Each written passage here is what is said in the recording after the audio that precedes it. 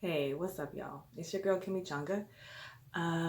It's been 1 year since police executed a no-knock warrant and murdered Breonna Taylor. Today, I'm going to talk about a few of the events that have taken place in the last 365 days.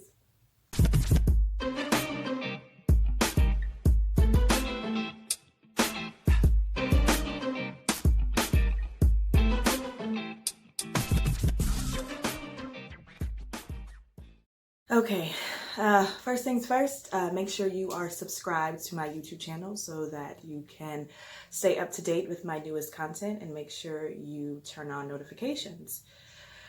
All right, so 365 days of justice denied. Breonna's law has been passed in many cities and states, which bans no-knock warrants and is a big step in the right direction to holding law enforcement accountable.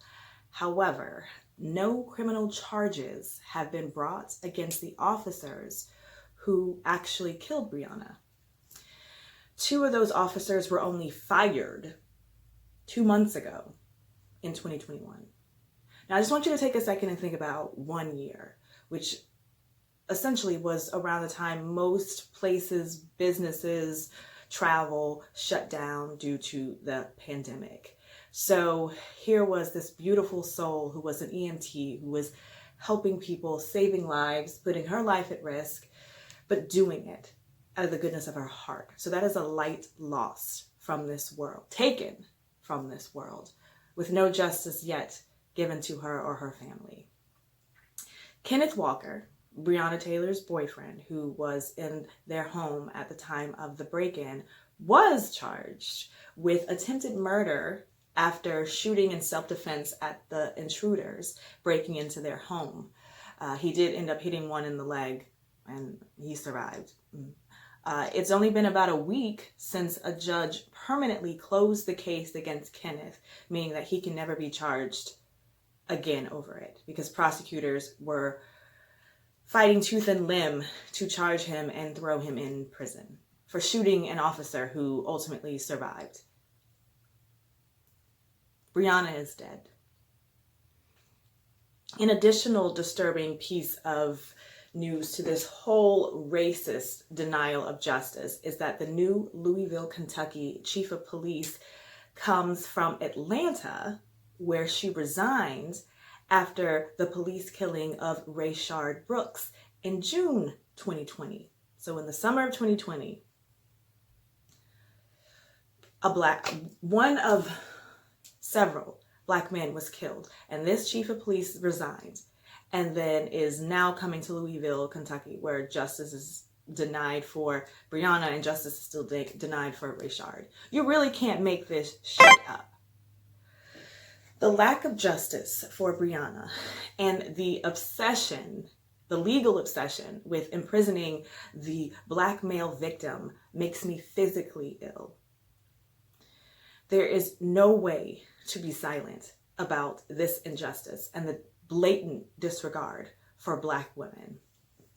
And if you're silent, you're complicit. I said what I said. If you're silent, you're complicit.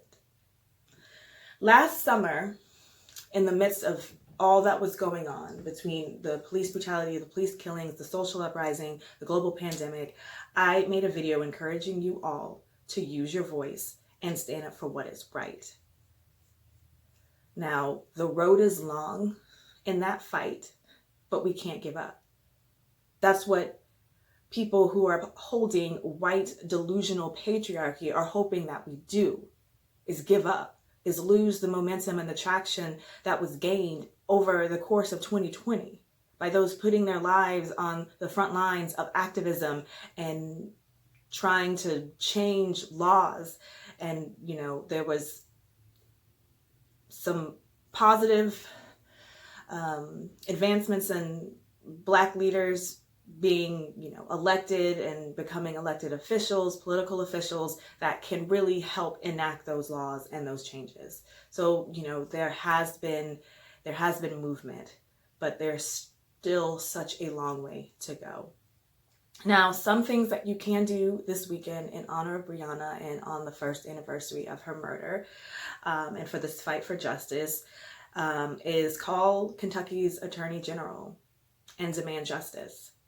Call the Louisville Metro Police Department. Ask why the police officers haven't been charged. And you can also donate to her family.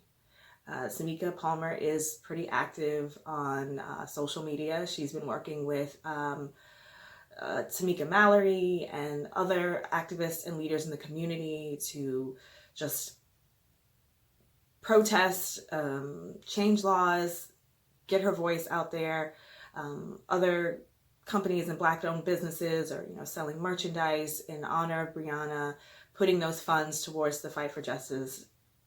Countless things are going on, and I encourage you all to take part in that in however you are able. 1 year for her family, having to constantly and continually mourn the loss of a daughter, not only just the loss of her in their lives, but also the news and, seeing things like only the officers being fired or the Attorney General tuck and tail and running and just disgusting things.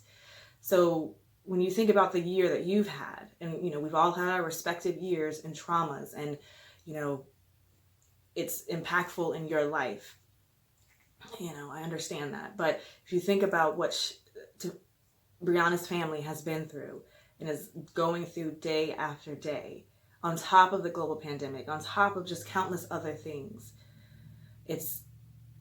if you aren't moved by that, I don't even know how you make it through the day. I say all that to say her name. Breonna Taylor. Justice for Breonna Taylor. Peace.